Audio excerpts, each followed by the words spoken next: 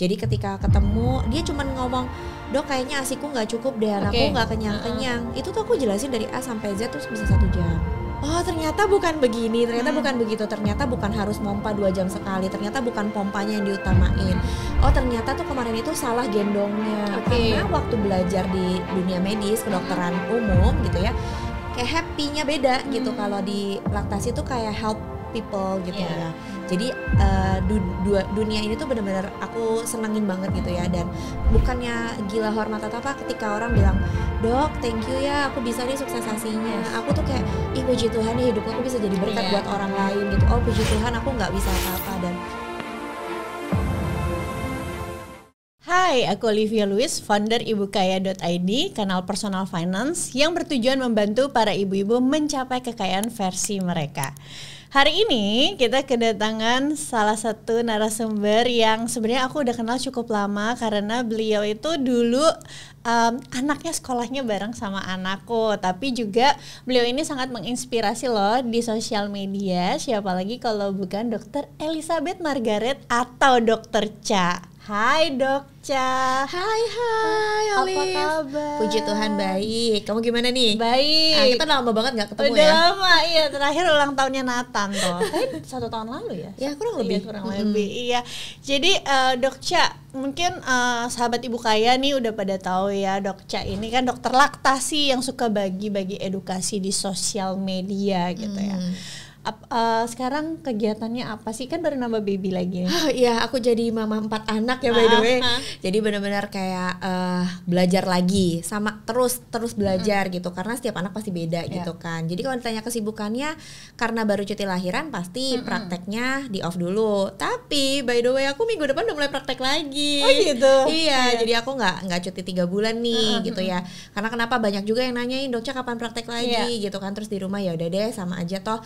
Nanti bisa diatur deh waktunya gitu kan. Jadi kalau misalnya tanya kesibukannya pasti sekarang tuh ngurusin baby, ngurusin anak, ngurusin rumah gitu ya. Di luar itu karena berkecimpung juga di dunia sosial media, sharing-sharing tetap jalan gitu ya. Sharing-sharing bareng sama mamsis di luar sana gitu kan. Jadi ngobrol-ngobrol tetap sama mama-mama ya, karena kalau enggak bingung juga ya, kita kan dunia sosial media jadi kayak teman gak sih, kayak sahabat juga, jadi suka ngobrol gitu. Mungkin so far masih kayak gitu ya sekarang, nanti sih tambah lagi sama praktek dan mungkin yang konten-konten. Oke. Dulu tuh awalnya kepikiran mau jadi dokter laktasi itu apa sih? Karena jujur aja ya menurut ini termasuk yang jarang gak sih? Kan biasanya ya kalau nggak ya dokter kandungan yang gitu, atau dokter anak gitu. Ya, jadi kalau misalnya ditanya dokter laktasi, nggak pernah kepikiran sedikit pun ya untuk ngurusin pernenenan ya, pernenenan gitu kan. Jadi mungkin kalau dulu tuh masih nggak familiar, makin kesini orang makin melek ASI. Jadi berdasarkan pengalaman, jadi awalnya tuh gara-gara pengen tahu doang sebenarnya, Liv. Aku nggak tahu ya kamu ngerasanya gimana waktu kamu punya anak pertama, it means like kayak Charlotte gitu ya. Waktu aku punya Kenneth tuh aku stres banget, maksudnya kan baby pertama gitu ya. Aku ngerasa kok mau punya ASI banyak tuh kok ribet banget, kok orang kayak mesti beli pumping, mesti pompa 2 jam sekali, anak nangis, rewel segala macam, apakah harus ditetein terus atau enggak, and so on gitu ya.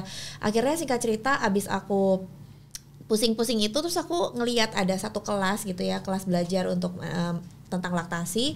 Aku penasaran, aku pengen tahu ada yang salah kah atau sebenarnya gimana sih, masa iya Tuhan sebegitu ribetnya nyuruh kita nih para mama buat bisa ASI gitu kan, masa udah disiapin tapi kayak susah banget gitu harus seperti apa. Dan long story short ya, kayak aku begitu belajar, oh banyak ohnya, karena banyak salahnya ternyata. Ya jadi begitu dijelasin, oh ternyata bukan begini, ternyata bukan begitu, ternyata bukan harus pompa 2 jam sekali, ternyata bukan pompanya yang diutamain.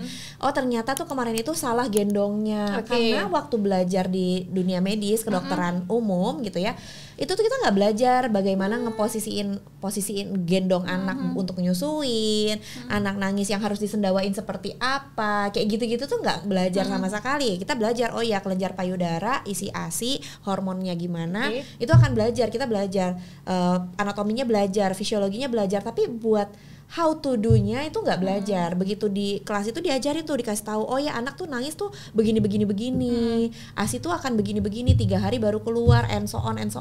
Oh baru melek. Dan karena aku punya sosmed, waktu itu Instagramnya masih dikit banget followersnya gitu ya.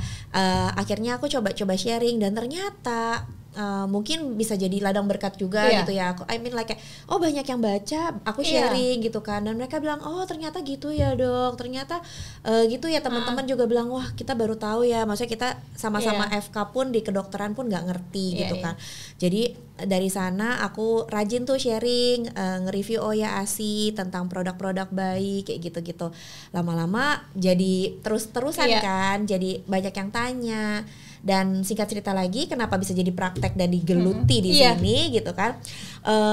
Ada beberapa dokter anak yang kayak jadi river pasiennya mereka. Jadi river anak-anaknya tuh kayak mau banget sukses ASI. Sebelumnya dokter umum dulu nih.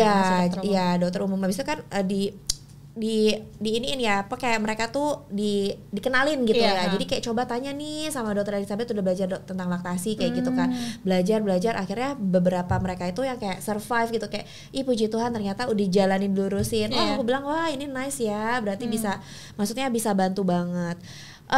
Kalau misalnya di dokter laktasi itu mungkin kalau dokter anak cepet ya, maksudnya kayak 15 menit kita udah masuk keluar vaksin segala macam. Tapi kalau di dokter laktasi itu lebih ke patient sih sebenarnya. Before aku gelutin dokter laktasi, aku juga main di estetik kan sebenarnya. Aku pernah jadi dokter estetik gitu around 2 sampai 3 tahunan. Yes. Dan sebenarnya aku masih suka sampai sekarang.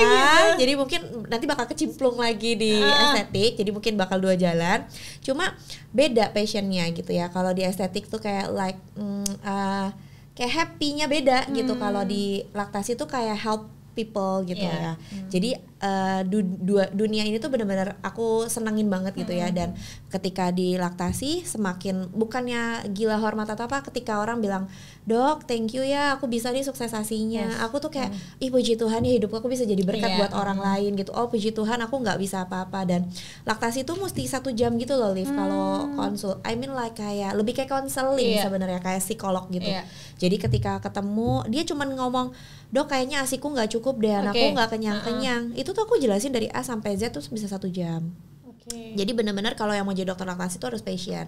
Nggak bisa banyak duit di sana. Jadi banyaknya berkatnya putaran dari Tuhan gitu ya. Jadi kayak benar-benar kalau buat buka mata orang ya harus ngehin benar-benar yang kayak sayang sama klien-kliennya, sayang sama pasiennya kayak gitu sih. Berarti satu pasien itu bisa 1 jaman. Kurang sehari itu biasanya harus appointment dulu nih. Kan Cici kan tadi juga kita udah sempat ngobrol ya, seminggu itu 3 kali prakteknya. Itu harus appointment atau? Yes, absolutely. Karena kalau nggak appointment mereka kasihan nunggunya. Iya kan. Kalau walk in, like kayak ternyata aku masih ada pasien, mereka akan nunggu lama. Jadi aku biasanya akan appointment. Biasanya kadang seminggu sebelum aja udah diisi gitu kan. Kadang mereka harus appointment supaya mereka dikasih tahu sama rumah sakit nih. Oh ya datangnya di hari A jam sekian ya. Jadi udah terplot tuh. Jadi jam 9, jam 10 kah, jam 11 gitu.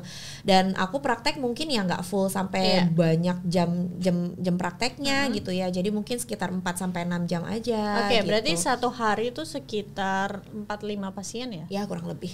Dan ditambah kalau nggak di poli doang ngelayanin rawat inap, Liv.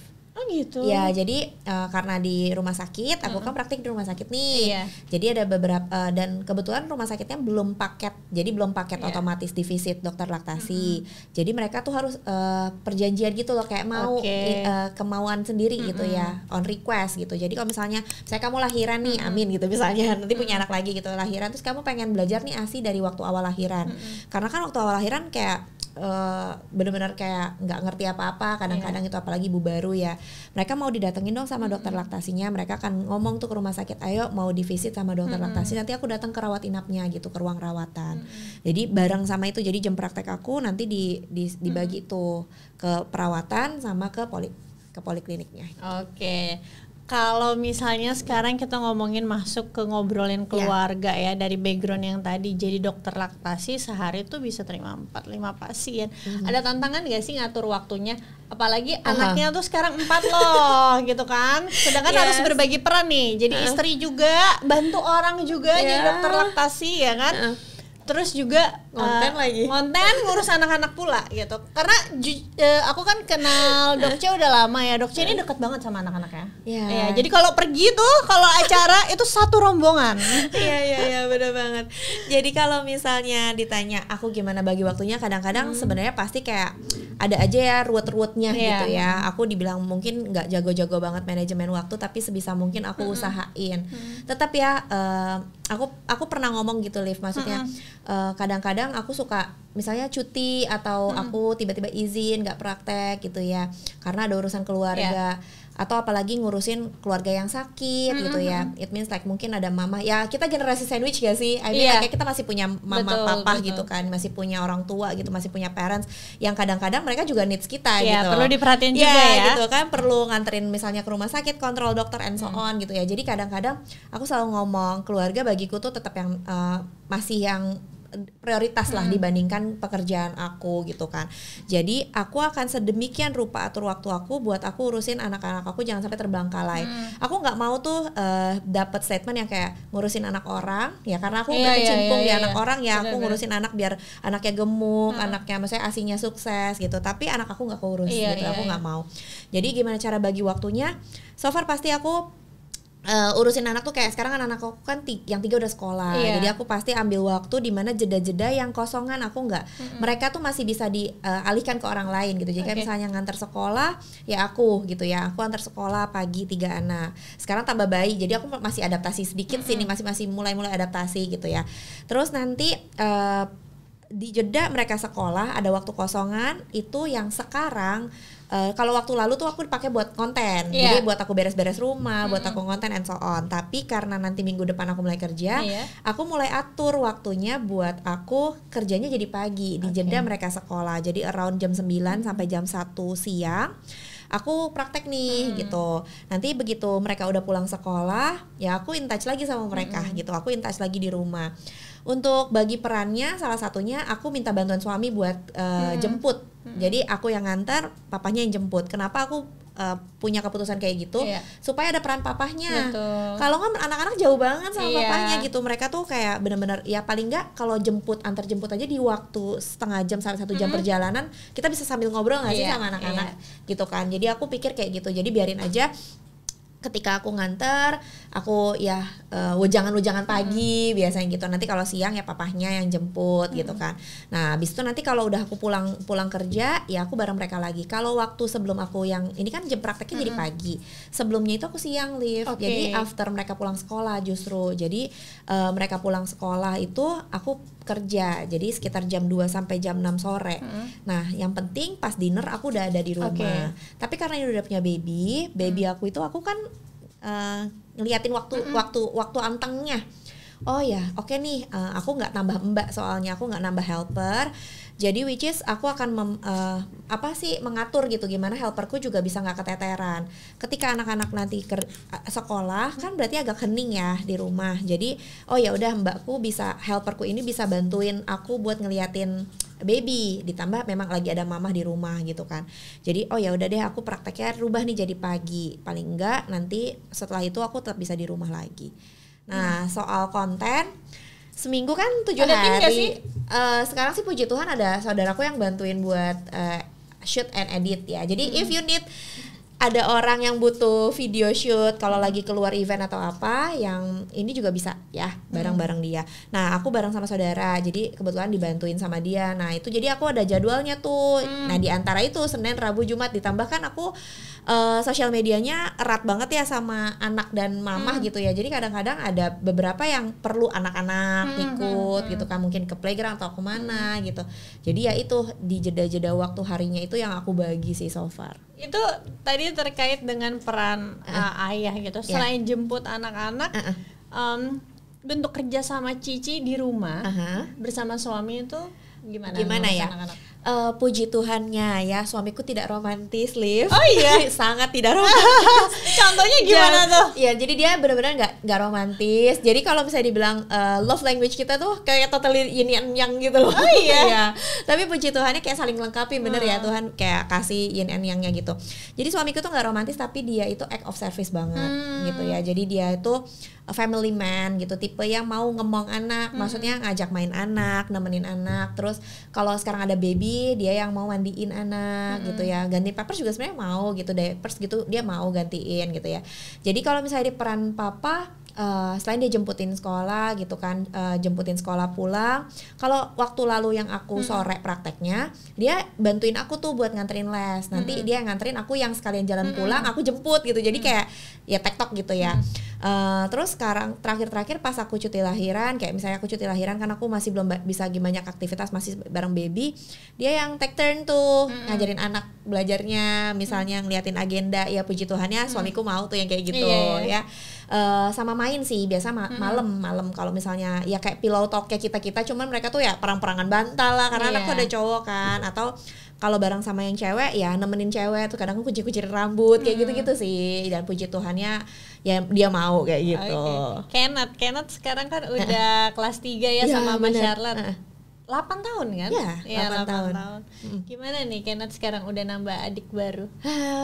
Ya pasti makin dia pasti makin dewasa gitu ya. Dia makin dewasa, dia puji Tuhannya mungkin kalau dibilang ngemong karena anak laki agak cuek gitu ya. Nggak bisa yang kayak adiknya yang cewek tuh yang umur 3 tahun itu tuh lebih ngemong gitu. Iya, dia kayak yang halo baby, Cece udah pulang baby, kayak gitu loh.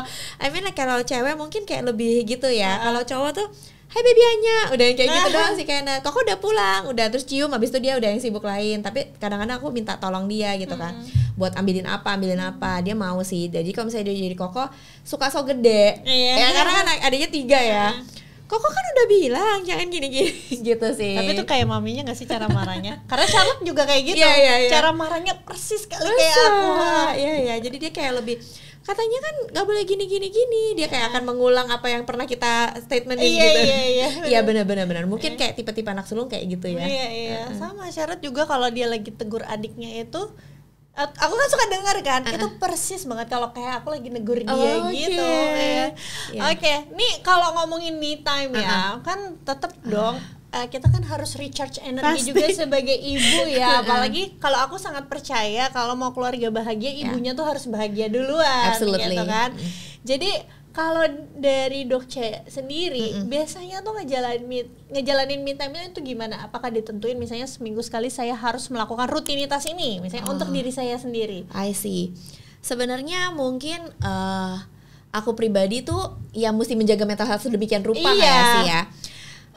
Memang agak susah kalau buat me time yang full day gitu ya. Tapi Liv, aku kan dari pagi, it means like kayak jam 5 something itu udah bangun ngurusin bekal. Maksudnya kayak jadi maksudnya kayak 5:30 lah. Oke, tarik 5:30 sebelum anak-anak sekolah. Meskipun aku ada helper, aku tuh nggak mau semuanya di handle helper. Jadi aku mau kayak masak gitu ya buat makanan anak tuh. Aku tuh selalu ngomong sama helperku gitu. Kamu boleh masak gitu. Tapi kalau seandainya aku masak, ya aku masakin buat anak-anak. Kamu mau masak yang lain juga nggak apa-apa gitu. Tapi aku akan masakin anak-anakku gitu supaya mereka tahu rasa masakan maknya gitu kan. Nah jadi kalau misalnya itu biasanya aku yang kalau menyiapin bekal ya aku akan masak dulu. Kalau misalnya ada yang instan ya puji Tuhan instan ya, bukan yang munafik yang aku masak terus tiap hari, enggak gitu kan. Jadi dari pagi aku masak, aku nganterin sekolah, dan aku tuh me time-nya sesimpel bisa kayak teriakan di mobil, dengar radio di mobil. It means kayak membuat aku ya lumayan recharge buat naikin mood buat pagi-pagi kayak tadi pagi gitu atau kesini. Jadi aku tuh selalu happy kalau aku nyetir sendiri sebenarnya. Oh gitu. Ya salah satunya ya. Jadi pantesan tadi aku tanya, tuh dayang-dayang nggak ikut? Iya, jadi aku malah seneng. Tapi kadang-kadang kan ya susah ya tinggalin anak-anak. Jadi kalau ada kayak kerjaan kayak gini tuh aku happy loh. Jadi kalau aku diundang gitu ya aku kerja, aku bisa kayak oke, gue kabur sebentar gitu karena stressful sih sebenarnya bareng anak terus ya. Dan aku bukan tipe anak ya, bukan tipe mama yang bisa terus-terus temenin main. Aku tuh bukan bisa yang ngomong main. Jadi aku akan ada di rumah, aku ngeliatin, aku mantau. Tapi buat main yang terus on 24 hours itu nggak bisa sih. Aku butuh kerja, aku butuh keluar dari rumah. Terus kalau misalnya ditanya lagi me time-nya, ya me time di mobil itu tadi ya. kalau di kamar mandi sekarang kamar mandi juga udah nggak bisa lama-lama. Maksudnya biasanya tuh kan kadang mandi terus kayak ya lalalili sing along biasa sendiri gitu kan. Tapi kan sekarang udah mesti cepet-cepet ya, ada baby lagi segala macam. Jadi kalau misalnya di me time ya paling keluar ya itu recharge-nya sesimpel bikin nail art mungkin, terus benerin eyelash kayak gitu-gitulah. Nggak yang sampai gimana. Nanti kalau misalnya bener-bener udah exhaust banget ya aku akan ngomong sih sama suamiku, kayak aku bilang aku pengen pergi sebentar ya, maksudnya kayak aku pergi keluar rumah sendirian, cuma mungkin ke kafe kayak gitu. Atau kalau lagi stres banget, kemarin itu aku sempat punya masa yang mamaku sakit, aku ngurus ama kayak gitu-gitu ya. Itu capek banget dan aku kayak aduh kayak pusing banget ya, aku mau pulang juga capek. Aku tuh kayak malah sengaja lama-lamain di mobil terus muter-muter gitu, kayak muter tol kayak gitu doang. Ya me time aku nggak yang muluk-muluk harus gimana gitu, karena aku sadar diri sih ada anak-anak juga. Tapi satu hal yang pasti, kalau sampai benar-benar kepepet banget dan butuh teman, itu kan aku me time yang sendirian ya.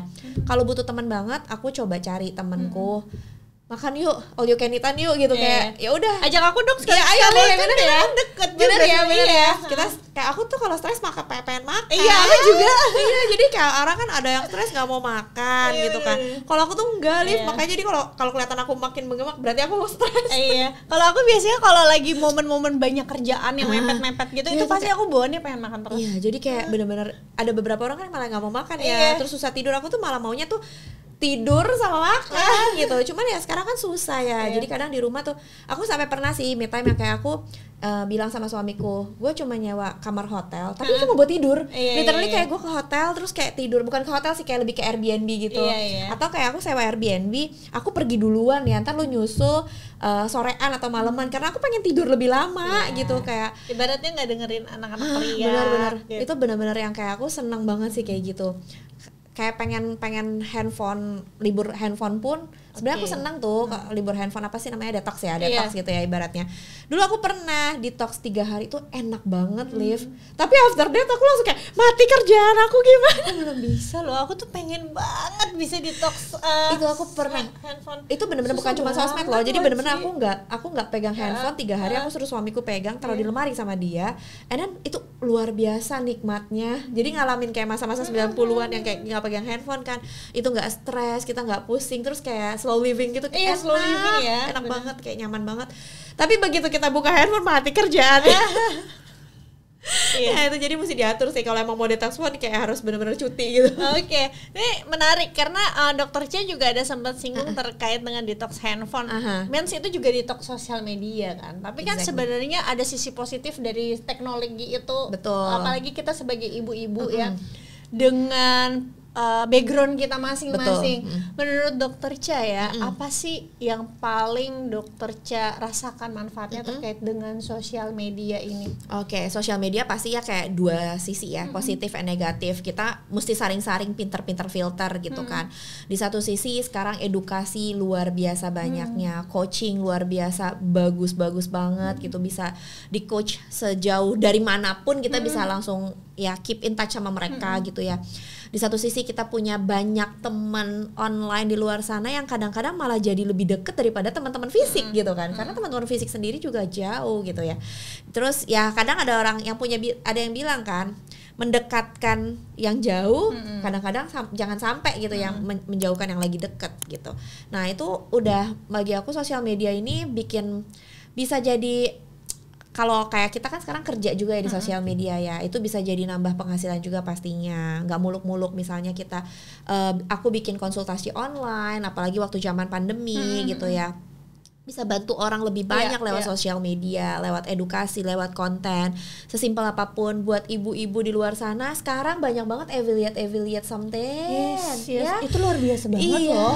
Dan penghasilan mereka tuh Aku lihat teman-temanku kayak yang udah terjun di situ ya, kaget sih, luar biasa. Dan ya maksudnya setiap orang ya kenal, ya rezeki di tangan Tuhan, balik lagi ya. Cuman tiap orang juga punya satu. Kadang yang benar-benar nggak nampil muka, yang dari tangan cuma shoot apa, mereka bisa affiliate dari marketplace or something. Mereka dapat duit banyak banget gitu kan. I mean lah itu bisa jadi bantuan buat hidup kita masing-masing ya, bantuan keluarga.